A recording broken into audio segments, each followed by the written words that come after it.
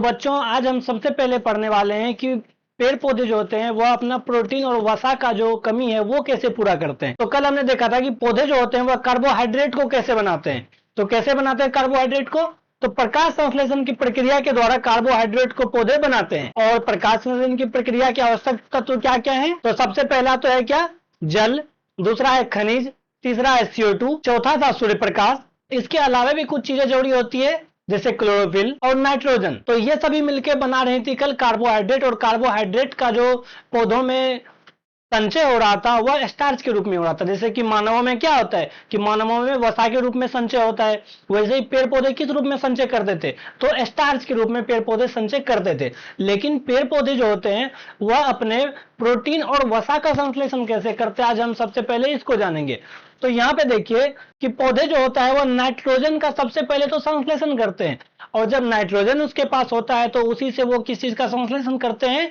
तो प्रोटीन का और वसा का संश्लेषण करते हैं। और पौधे नाइट्रोजन को कैसे पूरा करते हैं? तो नाइट्रोजन को पौधे जो होते हैं वह जमीन से ग्रहण करते हैं। और जमीन से ग्रहण करने के लिए जमीन में नाइट्रोजन होना भी तो चाहिए। और जमीन में नाइट्रोजन देता कौन है? तो एक राइबोसोम नाम का जीवाणु होता है जो क्या करता है कि वायुमंडल से जो नाइट्रोजन होता है उसको मिट्टी में मिलाने का कार्य करता है। बदले में पेड़ पौधा उसको क्या देता है? तो बदले में पेड़ पौधा उसको खाना देता है, साथ ही साथ रहने के लिए की जगह भी देता है।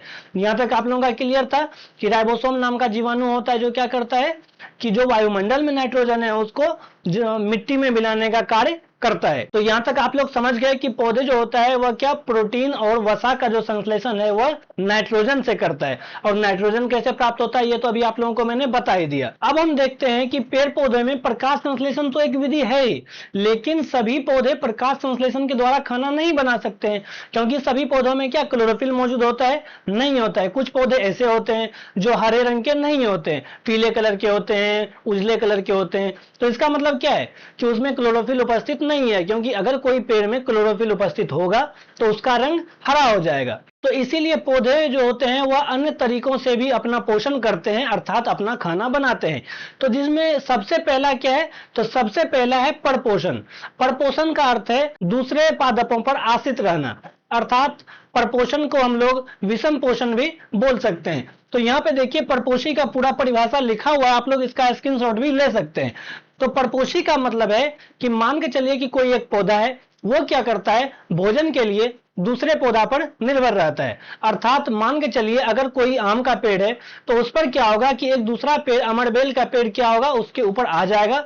और अमरबेल पौधा क्या करेगा कि उससे आम के पेड़ से अपना पोषण प्राप्त करेगा। अर्थात जो आम का पौधा जो है इतनी मेहनत करके अपना खाना बनाता है उसको चुराने का काम कौन कर रहा है? अमरबेल का पौधा। तो जो अमरबेल का पौधा होता है जो खाना को चुराता है वह कहलाता है परजीवी।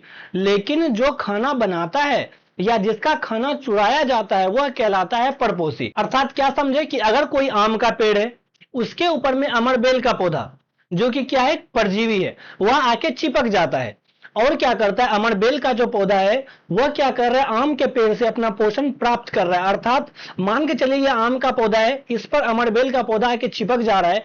तो क्या होगा कि जो ये आम का पौधा प्रकाश संश्लेषण के द्वारा अपना खाना बनाएगा वह कौन छीन लेगा? तो वह अमरबेल का पौधा छीन लेगा। और अमरबेल को पौधे को आप लोगों ने देखा होगा वह पीले कलर का होता है और एक धागे नुमा संरचना होती है उसकी। तो वो क्या हो गया कि जो खाना छीनता है वह परजीवी कहलाता है, जिसका खाना छीना जाता है वह परपोषी कहलाता है।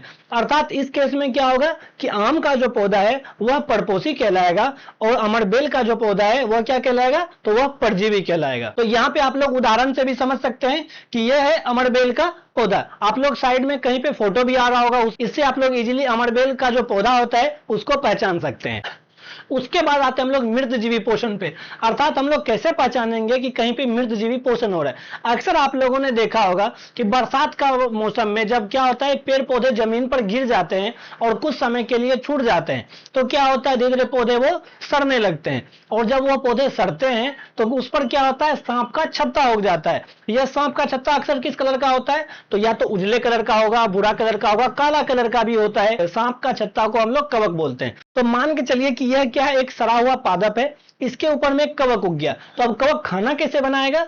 तो वो कवक क्या करता है कि इस जो सड़ा हुआ पादप है इसके ऊपर एक केमिकल रिलीज करता है और जब वह केमिकल देता है तो ये जो सड़ा हुआ वस्तु है अर्थात सड़ा हुआ पादप है, यह घुलित विलयन में कन्वर्ट हो जाता है, अर्थात यह कहीं ना कहीं एक जलीय रूप धारण कर लेता है। फिर क्या करता है कि इसके ऊपर में जो कवक है वह इससे क्या करेगा, वह इससे अपना भोजन ग्रहण कर लेता है। तो मृत जीवी पोषण ऐसा होता है कि इसमें जो सड़ा गला पादप है इसके ऊपर में कवक उग जाता है और कवक क्या करता है, कुछ सड़े गले चीजों से अपना पोषण प्राप्त करता है।